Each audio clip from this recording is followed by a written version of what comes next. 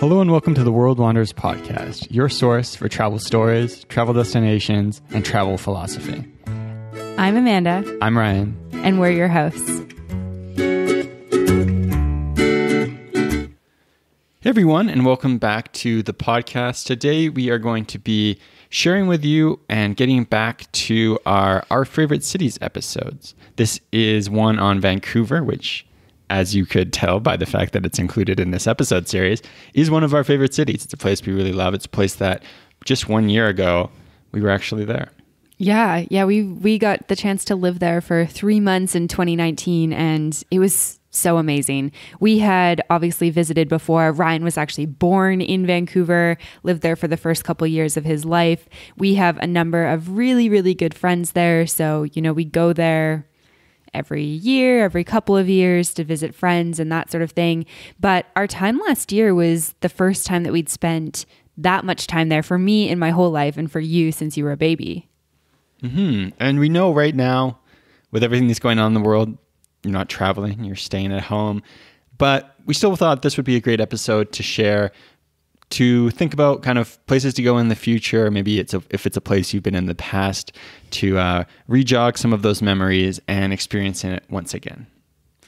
Yeah, absolutely. And we hope that everyone out there is staying safe and staying healthy and also staying sane. We know that there is, a lot of different emotions that come with the current global situation and the pandemic. And we just hope that you guys can, spend the next 45 minutes or whatever it is with us and just enjoy a little bit about Vancouver.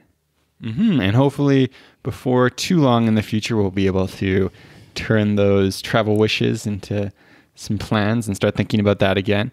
And we wanted as well to just take a quick moment and give a bit of an update on us. So we're back in Alberta, Canada. It is into the heart of spring, and as it is wont to do in Alberta, it's been snowing for like 3 days. Yeah, the heart of spring in Alberta means nothing has blossoms, and we had snow yesterday. Yeah, you look out the window and you're like, oh, is that blossoms and pollen in the air? No, that's snow. It's -2. Yeah, but we are back in Canmore, Alberta, which is our favorite little mountain town, as you guys know, and it's actually a part of our favorite cities series. So if you haven't listened to all the episodes, definitely go check it out. You can get some imagery of where we're at. You can check out some photos through social media as well as the show notes and stuff, but it is really picturesque here. I mean, we sent a photo from our balcony to a friend the other day, and he's like, oh, wow, you must live close to the city center of Canmore. And we were like, yeah, we live right in the city center. It's literally in a mountain valley, and there's mountains on 3 sides of this valley. And it's just so stunning here. And the one trade-off is that this weather is like a grumpy hormonal teenager. Seriously. Mm-hmm. But yeah, overall things have been going pretty well here. And in Alberta in general, provincial parks are back open again. And so people are able to get outside and, get back to hiking and stuff like that, which is nice to see. Yeah, absolutely. And so for us, we are just staying at home. We're continuing to work on the podcast as well as some of our other projects. We are doing our best to stay healthy, stay well, all of that sort of stuff. And, we're just biding our time here until we're able to get back on the road again. And we'll, at this point, we really don't have a date for that. And that's okay. We're just here for the foreseeable future. We'll keep putting out content for you guys, and we hope that you guys are finding everything that we are sharing valuable. And just before we dive into this episode, we just want to give you a quick reminder about the World Wanders Insider podcast. So this is a podcast that's exclusively for members of our community on Patreon. And we want to use this as a way to dive deeper into subjects. And to start with, we're doing a series on working online and traveling.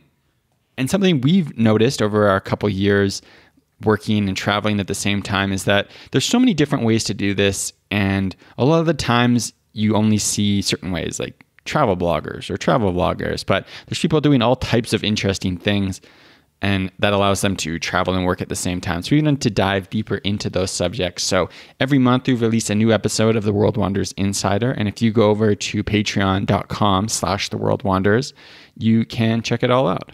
Yeah. And if you're wondering how this might be valuable for you right now and we can't really travel, you can be a digital nomad from your home country or even from one sector of the world.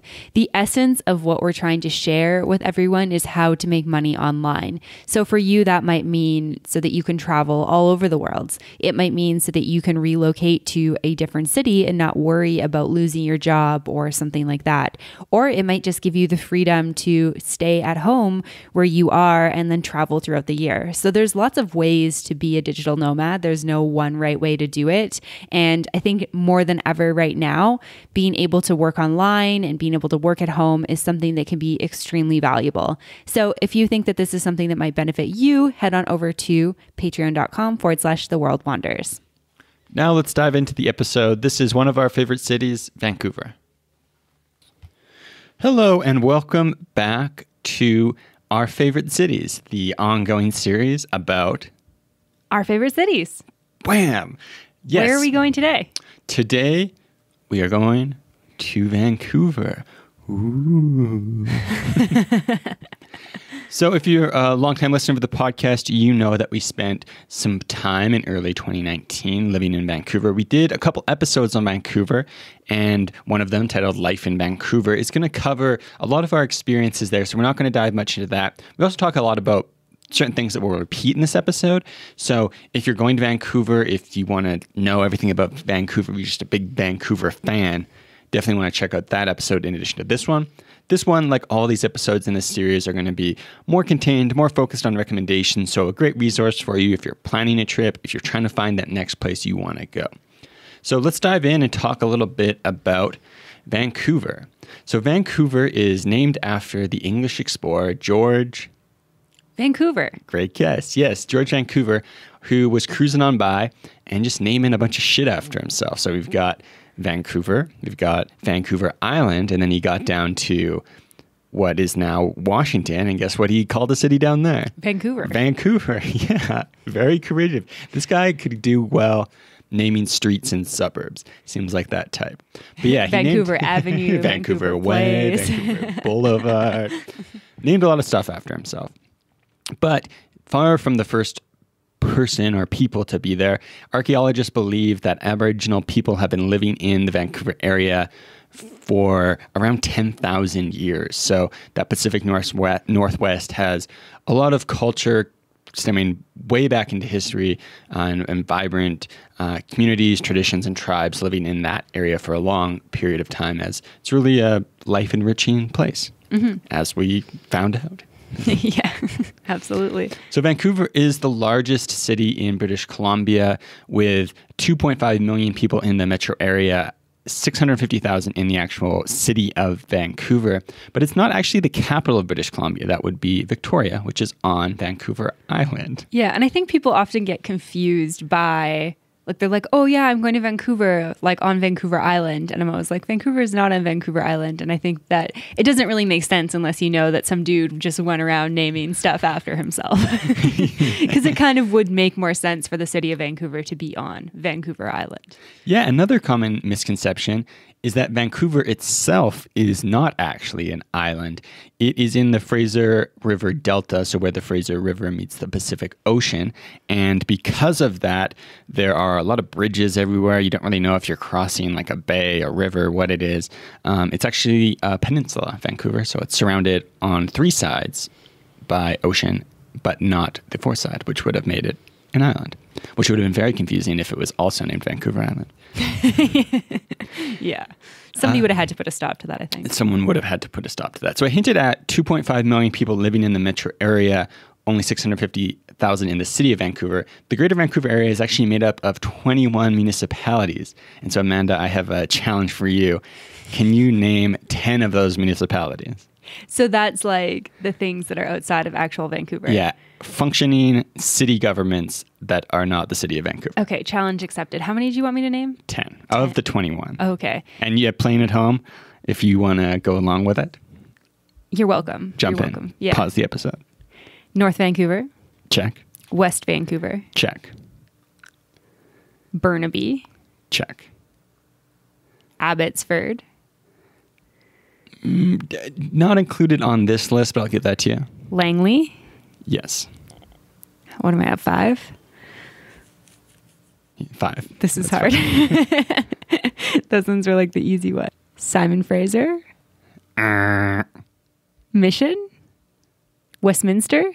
New Westminster. New Westminster. How many do I have now? Were any of those counted? Yeah, so I think Mission counts. I'm just going to jump right into this list.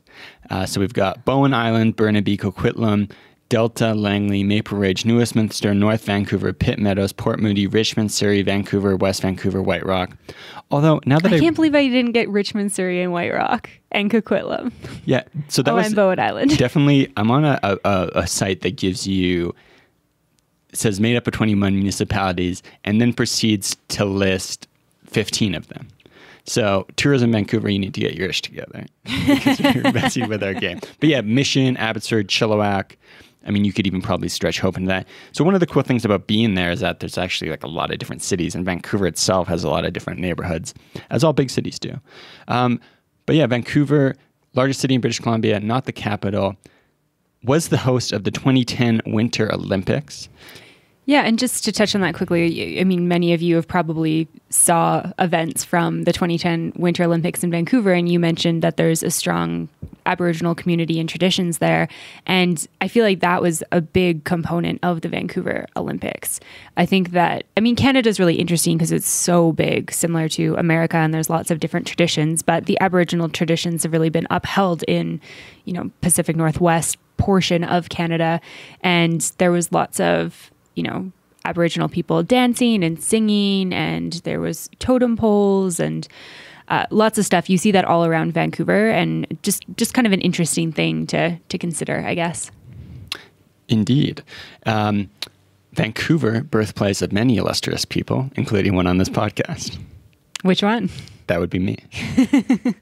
I was born in Vancouver, spent the first couple of years of my life there before our family moved to a more rural area in central southern British Columbia. And so, yeah, our experience there, I lived there at the very start of my life. Don't remember a ton from that time. But very transformative years. Very transformative, indeed. So, yeah, growing up, being about 4 hours away by car, would go to like football games, hockey games with my family. My dad, because of his work, would be in Vancouver quite regularly, and sometimes I'd just go with him. But really got to know it, I think, for the first time in 2019 when we spent 3 months there over the spring and early summer. I feel like we were getting to know it a little bit before then. But so at least for me, my experience was that Vancouver was quite far away. I lived 12 hours by car. It was a whole province away on the West Coast. And my grandma actually lives in Victoria, which is the capital of British Columbia, like we mentioned, on the island. But it's a couple hours by ferry. So I think we went over to Vancouver a couple of times when I was younger, but it was a bit, I think, hectic for my parents to take like small kids to the city where we're like not that interested in like city stuff. So most of my childhood was going to Victoria, not Vancouver, but I actually went on band tour when I was in grade 8. I played the trumpet, and we took a bus. So imagine like a bunch of 14-year-olds on a bus with like 2 parent chaperones, none of which were my parents, which was awesome. And we spent an entire week like setting up in the middle of malls and playing Spider-Man in our big band, and going to other schools and playing and stuff. And that was really like my first experience of Vancouver that I actually remember. And then when I went to university, 3 of my roommates that I lived with were from Vancouver. So, you know, I went and stayed with them and visited them, and pretty much went like once a year during university, and then every couple of years since then. But 2019 was like, okay, fully diving in, not just staying with a friend or their parents on like the North Shore, or going downtown for one night or that sort of thing. It was like actually got to dive into what it's like to live in Vancouver a little bit more. Yeah, absolutely. And so, like I mentioned at the start, we do have an episode, I think, that's really more like detailing our experience called Life in Vancouver from June. So go check that out as well. But let's kind of jump into why we love Vancouver, why you should have it on our list with our 60-second pitches. So Amanda, do you want to start? And we'll hold you tight to the 60 seconds this time. Are you actually going to time me? You never actually time me, and then you're like, you went too long. That was 75 minutes. Yeah, so One of the things that I really love about Vancouver is that you get really great city life, but you also are really close to nature. So Vancouver has really accessible nature right on the North Shore. So in North Vancouver. And then, Squamish is only about 45 minutes to an hour from Vancouver. And then Whistler is, 1 to 2 hours, depending on traffic and weather from there. So it's really easy to be really central downtown, have this vibrant city life, but then also get out for hiking and walks and that sort of thing. One of the other things I love about Vancouver is that it is so diverse and so international.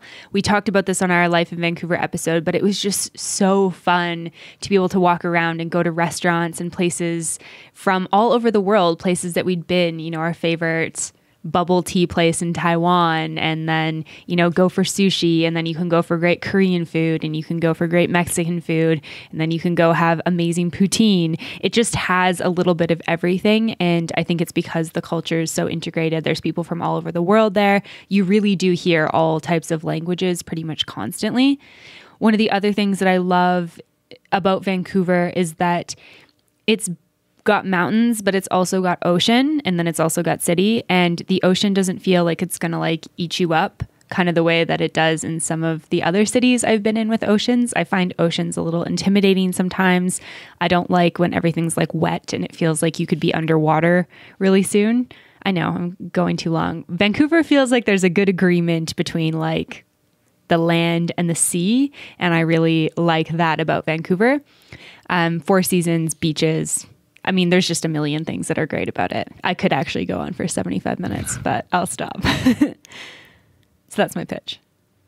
Awesome. Yeah. So for me, I think it relates to many of those things. I think I talked about on our Mexico City episode about this idea of you can feel certain places, certain cities just feel alive, and Vancouver very much fits into that. It's a city that has integrity and feels wholeness. So when you think about a lot of cities, they feel kind of like they're missing something. Maybe it's just an overabundance of urban sprawl. Maybe it's a lack of nature. Maybe it's a lack of vibrant nightlife. Maybe it's a lack of activity. It's just too sleepy. Vancouver is a city that feels kind of whole and integral. It doesn't feel like the sprawl is out of control because it's contained by the valley, the mountains, the ocean. It doesn't feel like it's too quiet, but it also has a good balance of nature that doesn't make it feel kind of overwhelming or claustrophobic. You can go hiking. You can always see the mountains. You can walk along the ocean. You can go to great malls, to movie theaters. Everything you want to do, it's in Vancouver. And it's also a little microcosm of the world. You can find great food from almost every culture, whether that's Chinese, Japanese, Korean, Afghan, Indian, et cetera, et cetera, et cetera. You can find pockets of that culture. And so it's just an incredible place to be, to experience all the things that life can offer. The only downside is it's such a good place to live that it's very expensive. Yeah, that's a really solid pitch. I feel like you're really good at this. All right, so let's jump in to our lightning round. This is where we're going to go through a number of different categories and pick one thing, one answer to each of them. So to get started, what's the best time of the year to go to Vancouver? So I feel like we all know what I'm going to say. It's summertime for sure. It's kind of funny because I feel like basically everywhere we've gone, we've picked summertime as the best place to be there. Yeah, and I genuinely do feel like summer is the nicest time of year to go. Fall is pretty rainy, especially as it gets towards winter. I spent a weekend there in the fall, and I was not a fan of the weather at that time. It was very dreary. It was quite cold, actually. Didn't really love that. We were there at the end of winter, so the end of February, and I actually felt like that was a really beautiful time to be there. I was like, oh, maybe I don't hate winter when it's not negative 30 Celsius out. There was snow in the mountains, but there wasn't really snow in the city. It was light sort of jacket weather. The air was really fresh and crisp. Cities are very beautiful with snow. Mountains are beautiful with snow. Winter activities are really nice to do. So I feel like that was a really nice time. into the spring, it gets pretty rainy. So I would say if you can catch that period of winter where it's a little bit drier, that's what I would prefer since I don't love the rain. But yeah, I mean, summer's the time. You can hike, you can go to the beach, you can go for walks, you can drink bubble teas, you can go sit on patios with your friends. I just think that's the best time to go. What about you? Yeah, I'm going to say summer as well. I think that going in the spring or the fall, it's kind of like a little bit rolling the dice where it could be really nice. Like you could catch some great weather in Vancouver, and that also allows you to go up to Whistler, maybe go skiing, which could be amazing. But Vancouver is one of those places where when it rains, it kind of hangs around. It's not like, a tropical environment where it rains really hard for 1 hour and then sunny the rest of the day. It tends to kind of hang around. So going early summer, I think is really amazing. Beautiful weather. I feel like there's, walking around the coast, the seawall, on those days where things are in bloom, things are green, you can see the mountains. Maybe there's like a little bit of snow on the mountains. It's hard to beat that. So moving on to the next thing, what do you think is the best thing about living in Vancouver? The one best thing. I like how you're very clear. One best thing. So I'm trying to just think of like one, and I feel like my brain's trying to encapsulate a bunch together. I think my favorite thing is being able to live in a city with close access to nature. I really loved how we were able to go out on a Friday night with some of our good friends and have a really amazing meal, and then wake up on Saturdays and drive and go for a hike or a walk or something like that. And you don't drive that far. You drive, 15 to 30 minutes and you're in beautiful nature. I think that to me is like the best of both worlds. Yeah, I think for me, that's a big thing. Just being able to feel like not lost in a city. So most places you're walking around, you can either see the ocean or see the mountains, which is a really nice experience. I think for me, though, I'm going to say the food. Amazing food. And for people like us who love to travel, I think it was so cool to be able to go and kind of rekindle those memories, whether it's getting a bubble tea, getting Korean food, Mexican food, any type of food we could imagine. I feel like almost weekly we'd have an experience of like reminiscing about some travels while eating some interesting ethnic food. So I think it's got to be the food for me. Yeah, for sure. So next one is worst thing about living there. So I'm just going to say that it is the cost of living, which really isn't too extreme. Like if you're, depending on where you're coming from, Vancouver could be quite affordable, especially if you're, making US dollars, that type of thing. But just for us, like living in a downtown area, again, that's not a place you need to live. You can live a little bit further out, and there's ways to save money. But I think that maybe the most challenging thing for us is just how many awesome things you want to do, and then that just tends to kind of add up on the bill. Yeah. Yeah, and I think it's something that you just don't really realize like how much it kind of eats into the money you make until you do live there. Like, I have had good friends that have lived there for ages, and they're like, oh yeah, like, I don't have a ton of money for this extra type of stuff, even though it's like work full time. But after living there for 3 months, I totally get it, because your rent costs a lot of money, but then it's also like, there's so much cool stuff to do that you spend a lot of your money on your experiences there, on your food, on your drinks. The average beer or cocktail is going to be between like $7 and $15. And if you go out for drinks with friends and you have a couple of those, it easily becomes like over $100 night. And if you do that a couple nights a week, I mean, that's a good chunk of change. So yeah, it's definitely expensive. And so moving into happier days, what is one cafe or lunch spot that you could go to if you could only go to one? Ooh, that's a tough one. So a place that I really loved that actually happened to be really close to where I was doing my teacher training is a place called Nuba. It is a Mediterranean, kind of Middle Eastern restaurant, and they do fabulous, fabulous, fabulous food.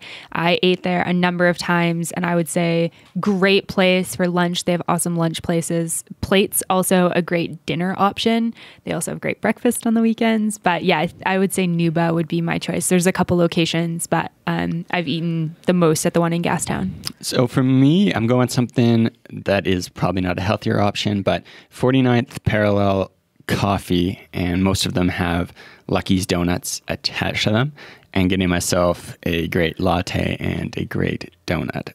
Awesome donuts.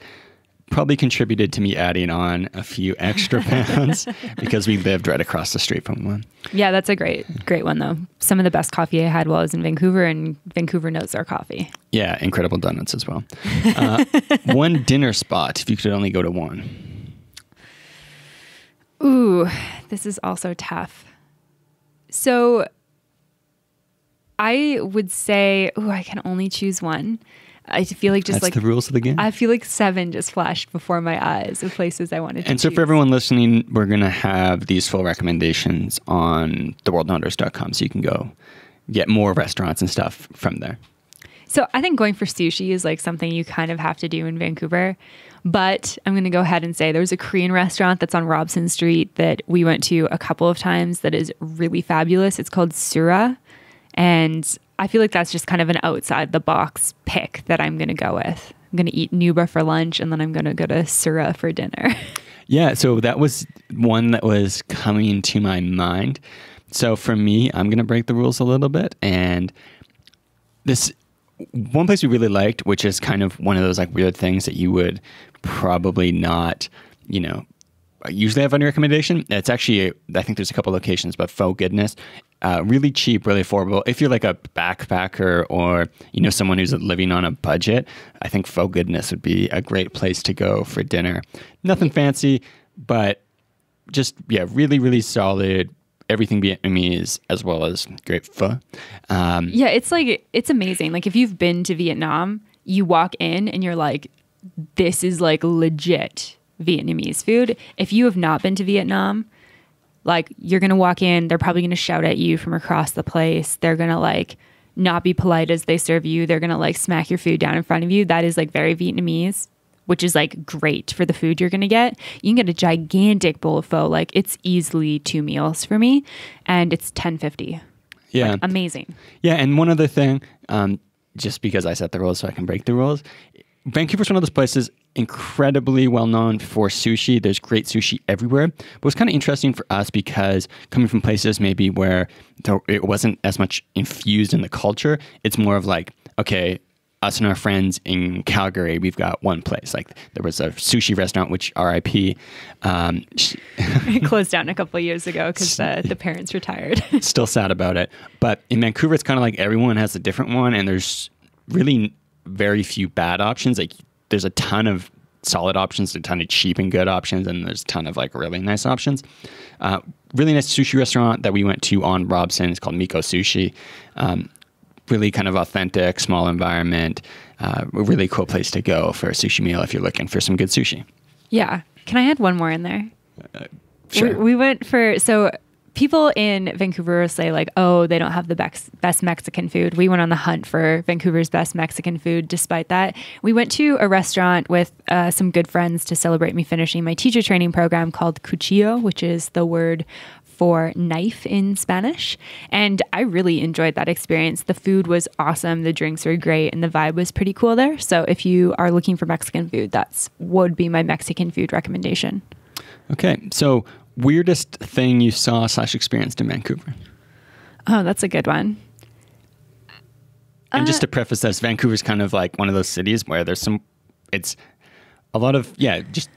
stuff going on. It's a city that's like full of life and also just like full of interesting people.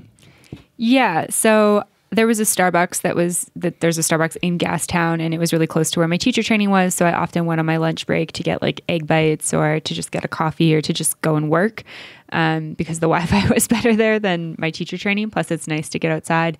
And I was waiting for my coffee one day, and a woman who was like clearly homeless and potentially on some drugs came and was kind of mumbling to me. And I think that she wanted me to buy her a coffee. And I was like, oh, like, no, sorry. I usually don't do that. And she was like telling me about a deal at Dunkin' or 7-Eleven, like get a donut and a coffee for like a toonie or something like that. And I was like, okay, well, like I can clearly spare a toonie. So I gave her $2 and she was like so excited about it. And then she left the Starbucks. And then I saw her on the street after, and she was like shouting at me, like, thank you. Like she was so grateful and stuff like that. I say that would maybe be the strangest experience, which is not even that strange. And I think like Gastown is really close to East Hastings, where most of the people who are addicts are. So you see you see some strange stuff there. Like if you walk down an alley, you'll see a lot of like poop that's clearly not from animals. You'll see people living behind dumpsters, and you'll see people shooting up drugs and stuff like that. It is, I feel like it's almost like hard to even put in like the weird category, because it's just really, really sad to experience, because like there's obviously a lot of mental stuff going on and a lot of trauma and stuff like that. But yeah, you just have to be aware, like they're pretty harmless. They just probably want money or food or something like that. But I would say that's like the weirdest experience I had. What about you? I think for me, it's funny because it also revolves around a Starbucks, but I was doing a bit of work at a cafe near where we were staying.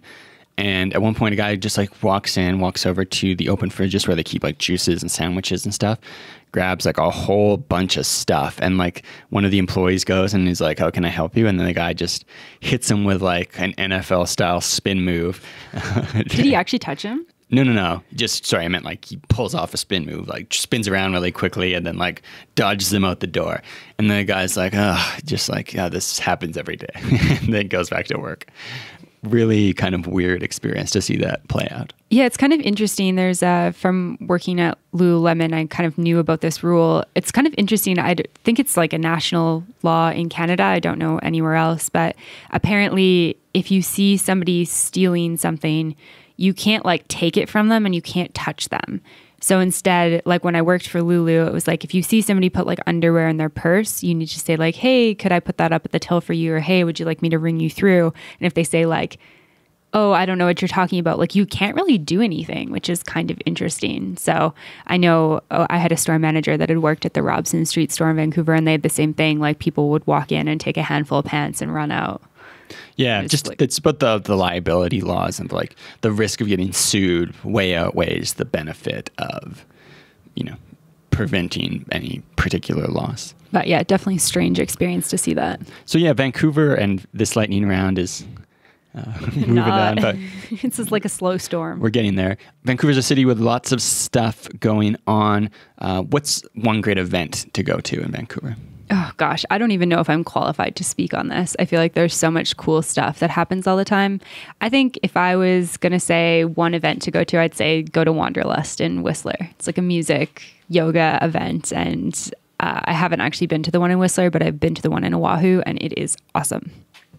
Yeah, for me, I think a lot of cool athletic stuff going on. Like one day, one of the bridges was closed down and they were doing yoga on the bridge. The Vancouver Marathon also goes through Stanley Park and would be an amazing event to be a part of. For me, going to a sporting event in Vancouver, if you're not from Canada, going to a Canucks game in Vancouver, I think would be a really, really cool experience. It's something you can check out anytime between early October and June. No, definitely not June, unfortunately. Definitely not May, unfortunately. But you could probably catch one in April. Well, if they're in the if we get better playoffs. Management, you could probably catch one in May. Okay. In the future. Yeah, I had a friend visiting from Australia, and we went to like a pub that served wings and got a poutine and a Caesar, and then went to a Canucks game, and it felt very Canadian to do that. So yeah, that's a good choice. All right, Vancouver, also a city with lots of like museums, parks, stuff. We're going to combine this category into a couple of things. So like what's good? Like one kind of museum, park, place to check out. So I really like Science World, and I also really like the aquarium. So one of those two. Yeah, I think one cool place in Vancouver is the art gallery right downtown. Vancouver is home to a lot of like new movie filming, so if you go there, you can actually probably recognize it from a variety of things. One is actually The Interview, where they used it as a set for the movie with Seth Rogen and I believe James Franco, and it was like the steps they were using for a scene that took place in North Korea, took place in the Vancouver Art Gallery. So that's a cool place to check out, but since I expanded this category to parks, definitely got to go walk through Stanley Park. It's one of the biggest urban parks in North America and an incredibly scenic, large, interesting place right in the heart of Vancouver. So definitely got to check that out. All right. One rainy day activity. Many rainy days in Vancouver. That's a good question. I think that going to the Science World of Science, or the aquarium are great rainy day activities.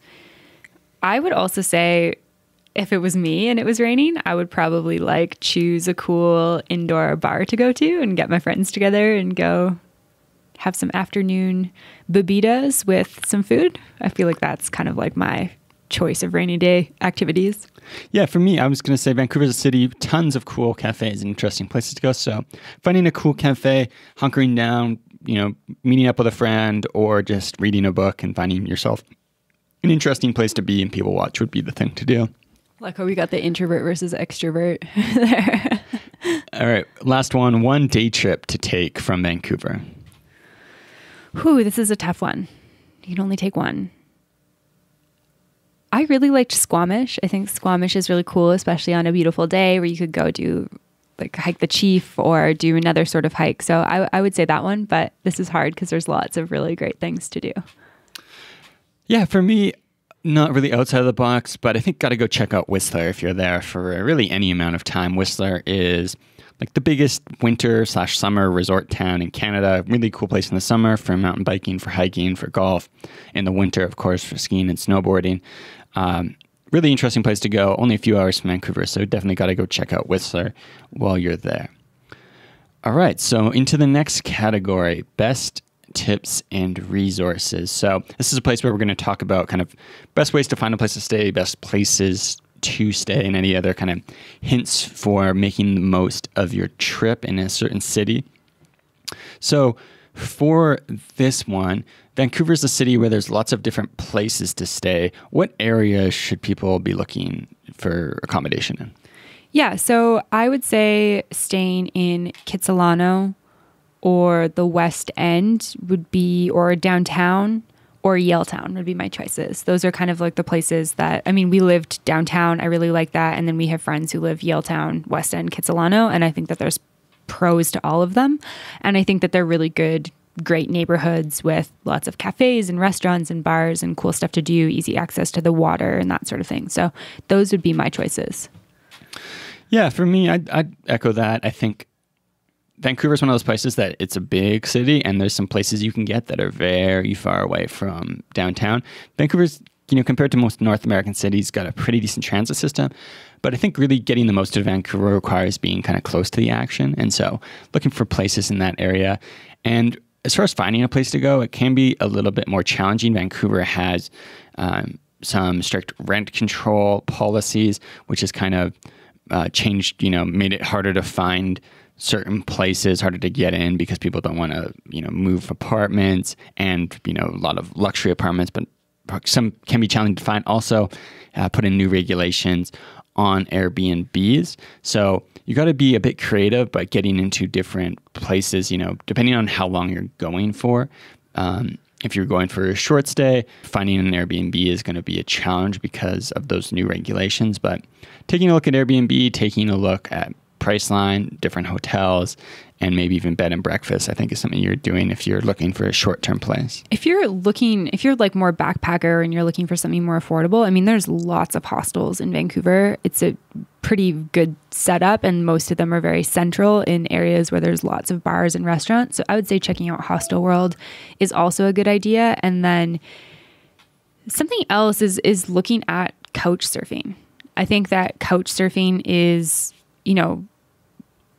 like people in Vancouver understand that it's expensive. I think a lot of people have at some point or another couch surfed with friends or family or something in Vancouver. So I think that looking on couch surfing is a great way to make some connections and meet some people.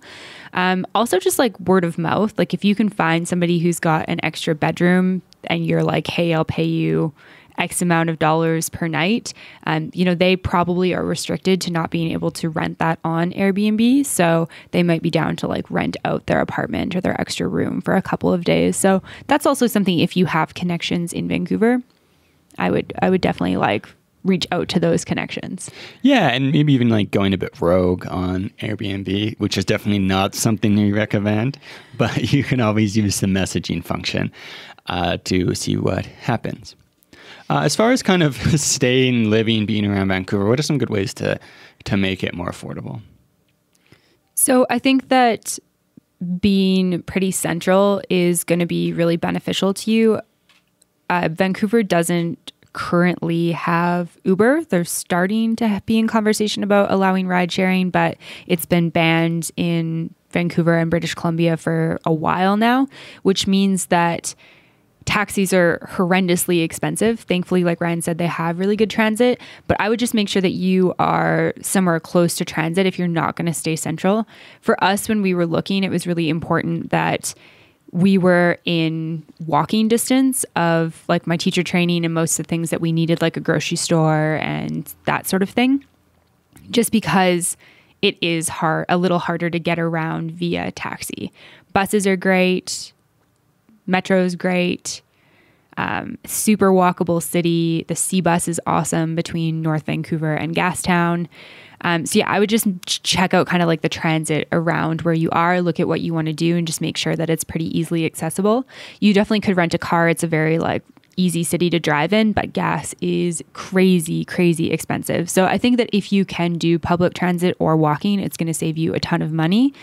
As well, you know, food is pretty expensive. I would say being able to find a place where you have a kitchen or some sort of small cooking unit where you can cook, you know, your breakfast or make snacks or smoothies or something so that you're not having to buy out all your food, and then really save your eating adventures for something really wonderful like a good sushi dinner or something would be my tip. What about you? Yeah, so I think that not being afraid. So I think you covered some great things, trying to, you know, eat in and, you know, choose your meals. Also, yeah, looking at that accommodation, making sure you're close to transit, because you could save, you know, $20 a day on a place and then find out you need to take a taxi, you know, somewhere at night, and all that money you save disappears. So kind of planning that out. I think for me as well, not being afraid to try out some restaurants that maybe don't like aesthetically look the best. There's some really great low-key, tasty things to eat that are really affordable. Like certain sushi restaurants, you're like, this looks kind of sketchy, and you go in and have an amazing meal and it costs like, you know, $15. Same thing for you know, Faux Goodness as an example. Very, very affordable. Doesn't like aesthetically look the best, but you'll have an amazing meal. So, you know, trying some food out, you know, going places, not being afraid because a certain place is cheap, it may still be an amazing place to eat. Yeah, for sure. All right. Final thing, trips from here. So on all these episodes, we like to cover a few places that you might think about going and using, you know, this city as a hub. Vancouver, I think, you know, as much as anywhere, has a ton of options.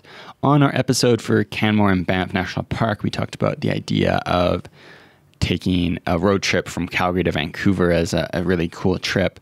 What are some other day trips you can take, and, you know, places you could incorporate into a trip to Vancouver? Yeah, absolutely. So you mentioned Whistler. I mentioned Squamish. Bowen Island is another one that's super nice. You can take the ferry from Horseshoe Bay. It's super quick. It's super easy. It's actually free to come back, so you only pay one way. Bowen Island is awesome. They've got cafes, restaurants, yoga studio, hiking. It's great over there. And I think that it's definitely worth like at least a day trip. I really love Vancouver Island. I think the island is amazing. It's super beautiful. Victoria is awesome. Some of the other little cities like Tofino are great. There's amazing nature on Vancouver Island, and lots of it is like very remote, hard to get to. Lots of really great like longer hikes like West Coast Trail, Juan de Fuca Trail. So I would say if you like nature, definitely make your way over to Vancouver Island. You can take the ferry from Tawasin over to Sydney, and then Sydney's just like 30 minutes from Victoria. So I think it's definitely worth a trip over there, even if you just go to Victoria and experience kind of what Victoria is all about. There's a ton of retirees, but there's also the University of Victoria is there. So you get a ton of young people, great music scene, great food scene, and yeah, again, lots of cool nature. Yeah, and kind of adding on to that, in Canada in general, some of the longer distance transit options don't really exist like they do in other countries. So, you know, don't have a great bus network in Western Canada. But there are some options. There's Moose Travel Network, for example, which is a hop-on, hop-off bus tour, kind of like Kiwi experience. So that would be a cool option, you know, depending on your age range and what you're looking for out of your trip. Renting a car, renting an RV is kind of a cool experience if you can fit that into your budget or your time. Vancouver's a type of place where you could definitely just go spend time there. But if you are, you know, venturing a bit further, Vancouver Island is a great option, but also heading east, so the Okanagan Valley, which is the home of, Western Canada's wine industry, which is kind of surprising to a lot of people, but beautiful, especially in the summer, very hot, lots of lakes, cool place to be. Only about 4 to 5 hours driving time from Vancouver.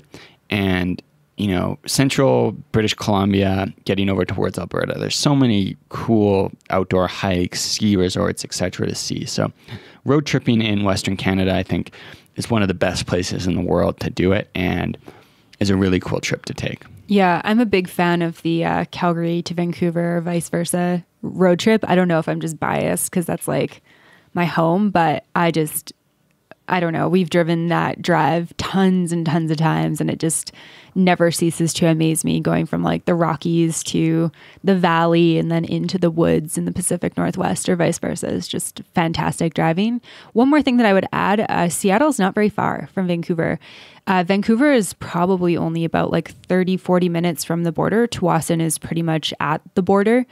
And so you can get to Seattle, I think, in an hour and a half, 2 hours maybe, depending on how long it takes you to cross into the US or vice versa. But that's a fabulous weekend trip. We had considered actually doing that. We've been to Seattle a couple times though, and we really wanted to hunker down in Vancouver to really get the most out of our time there. But definitely like a great trip to take if you want to experience a little bit of the American Pacific Northwest. Yeah, and something cool, depending on where you're coming from, sometimes flights into Canada can be significantly more expensive than flights to American cities, especially if you're flying within the US, or sometimes there might be deals. So flying to Seattle, renting a car, and going to Vancouver, you might find that the price of the rental car is included in the savings on the flight. So if you're flying, definitely checking out Seattle or Bellingham as potential fly-ins, and you can rent a car and go from there. Yeah, it's kind of interesting. I've taken a number of trips with, my good girlfriends who live in Vancouver, and there's been a couple times where they've just driven across the border to Bellingham, and their flights have been half as much as ours coming from Alberta.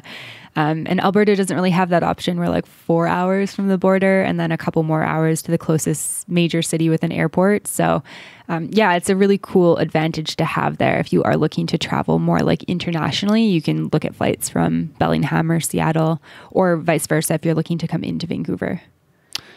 Yeah, so that wraps up this episode of Our Favorite Cities on Vancouver. Like we mentioned earlier on the episode, if you go to theworldwanderers.com, we'll have a show notes post and a PDF that covers even more recommendations for restaurants, trips, and things, and covers all the information we'll talk about, kind of like your cheat sheet if you're planning a trip to Vancouver. So make sure to go online and check that out. And until next time. To find more information, relevant links, and photos talked about in this week's episode, check out theworldwanderers.com. If you have a question, comment, or feedback, send us an email at info@theworldwanderers.com. Join our community on Facebook at The World Wanderers or on Twitter at World Wanderers 1. As always, thanks so much for listening. Have a great day. Bye.